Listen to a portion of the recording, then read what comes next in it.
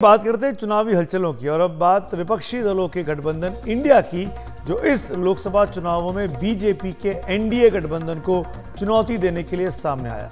लेकिन विपक्षी दलों का ये गठबंधन खुद में कितना टिकाऊ है, इसे लेकर बार बार सवाल खड़े होते रहे। एक के बाद एक नई नई समस्याएं सामने आती हैं। जवाब खत्म होते नहीं, उसके पहले एक नया सवाल खड़ा हो जाता है। कई बार लगता है कि दल तो मिल गए लेकिन दिल अब तक नहीं मिले हैं। पश्चिम बंगाल की मुख्यमंत्री ममता बनर्जी के बीच चुनावों में आए एक बयान ने तो साफ कर दिया कि दिल तो क्या दल भी नहीं मिले हैं। ऐसे समय जब अभी लोकसभा चुनाव के 3 चरण होने बाकी हैं, ममता बनर्जी ने कह दिया कि कांग्रेस और सीपीएम बंगाल में हमारे साथ नहीं है बल्कि बीजेपी के साथ है। उन्होंने ये भी कह दिया कि अगर इंडिया गठबंधन की सरकार बनी तो उनकी पार्टी उसे बाहर से ही समर्थन देगी, शामिल सरकार में नहीं होगी।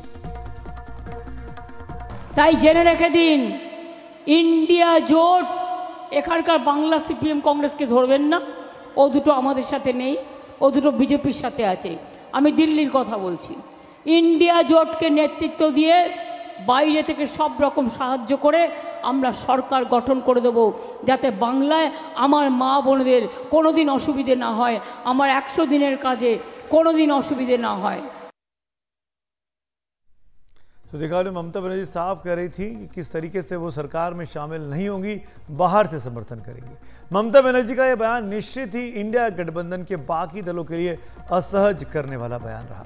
ममता के इस बयान के बाद कांग्रेस के नेता और ममता के धुर विरोधी अधीर रंजन चौधरी ने इल्जाम लगा दिया कि ममता तो शुरू से ही बीजेपी के इशारों पर काम कर रही हैं और इंडिया ब्लॉक को कमजोर करने का काम करती हैं। कहां से अंदर बाहर कैसे क्या करेंगे उनकी पता कर लो, उनसे पूछ लो। मैं उनसे भरोसा नहीं करते, गठबंधन छोड़ के भागी उन्होंने, उनकी बातों पे कोई भरोसा नहीं। अगर बीजेपी की तरफ ज्यादा भारी रहे तो वो उस तरह भी जा सकते। मुझे उनके ऊपर कोई भरोसा नहीं कि गठबंधन तोड़ने वाली ममता बनर्जी सबने देखा है। और जब ये संदेश चला गया कि ममता बनर्जी क्या एनडीए की तरफ जा रही हैं, इसके बाद आज ममता ने अपने रुख में बदलाव के संकेत दिए। बंगाल के हल्दिया की एक रैली में मुख्यमंत्री ममता बनर्जी ने सफाई दी कि वो तो इंडिया गठबंधन को बनाने वाले लोगों में शामिल रही हैं, वो कैसे इसके बाहर जा सकती हैं। ममता ने कहा कि दिल्ली में वो इंडिया गठबंधन के साथ हैं लेकिन बंगाल में नहीं है। ममता के इन बयानों के क्या मतलब हो सकते हैं?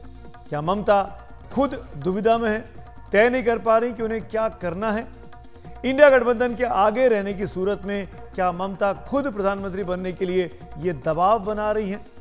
चूंकि ये संभव नहीं लगता, इसीलिए बाहर से समर्थन देकर वो क्या हासिल करना चाहती हैं? क्या वो रोज वैसा ही दबाव बनाएंगी जैसा यूपीए सरकार पर कभी लेफ्ट बनाया करता था? क्या ममता का बयान बीजेपी के लिए भी इशारा है? क्या वो वाकई बीजेपी के लिए विकल्प खुले रखना चाहती हैं?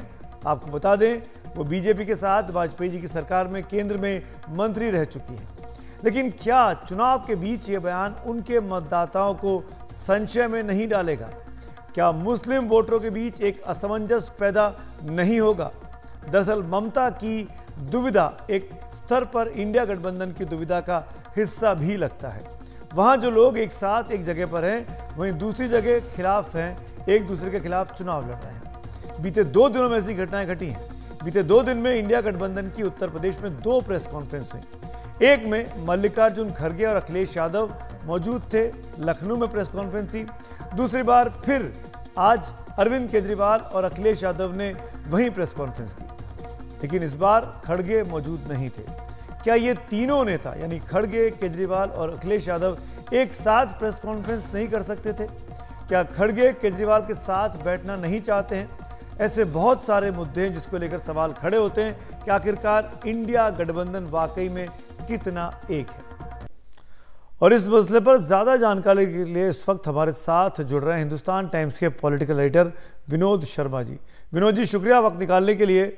आपने भी देखा होगा ममता बनर्जी का बयान, उसी बारे में आपसे बात करना चाह रहे हैं। आप इसको कैसे देखते हैं, जिसमें वो ये कह रही है कि केंद्र में अगर विपक्षी इंडिया गठबंधन की सरकार बनी तो वो उसको बाहर से समर्थन देंगी, उसमें शामिल नहीं होंगी। बंगाल में कांग्रेस और लेफ्ट को वो बीजेपी से मिला हुआ बता चुकी हैं। अधीर रंजन चौधरी ममता बनर्जी को बीजेपी से मिला हुआ बताते हैं। इसके क्या मायने हैं? देखिए, ममता बनर्जी वक्त से पहले बात कर रही हैं। बड़ी बदकिस्मती है कि वो वक्त से पहले बात कर रही है। बहुत अच्छी नेता है, लेकिन उनको अपना अपने वक्तव्यों पे की तरह कंट्रोल रखना चाहिए। अभी गांव बसा नहीं चोर पहले आ गए कि भाई अभी पता ही नहीं हमको कि उनको इंडिया गठबंधन जो है उसके पास उतने आंकड़े होंगे कि नहीं कि सरकार बनाने वाले। और वो अगर बाहर रह के समर्थन करना है या अंदर आके समर्थन करना है तो जब वक्त आएगा जब बताएं। अभी पहले से क्यों बोल रही हैं सब?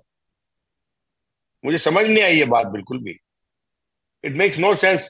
या मुझे लगता है कि आने वाले जो चुनाव के जो अभी 2-3 चरण बचे हुए हैं, तो उससे तो नुकसान होगा ऐसे इस कथनों से, इंडिया इंडिया गठबंधन को ऐसे कथनों से। बिल्कुल, आप शायद इसीलिए आज उन्होंने रफू करने की कोशिश भी की। लेकिन विनोद जी, एक चीज़ और पूछना चाहूँगा मैं आपसे। इंडिया गठबंधन में पेच एक नहीं और भी ज़्यादा है।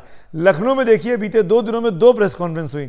एक बार खड़गे साहब मौजूद रहे अखिलेश यादव के साथ, तो आज अरविंद केजरीवाल मौजूद रहे अखिलेश यादव के साथ। ये तीनों लोग मिलकर भी तो ज्वाइंट प्रेस कॉन्फ्रेंस कर सकते थे ताकि इंडिया की प्रेस कॉन्फ्रेंस लगती। आपको लगता नहीं कि सब कुछ ठीक नहीं चल रहा है इंडिया ब्लॉक के अंदर? नहीं, देखिए, अगर ये जानबूझ के किया गया है तो वो बात अलग है।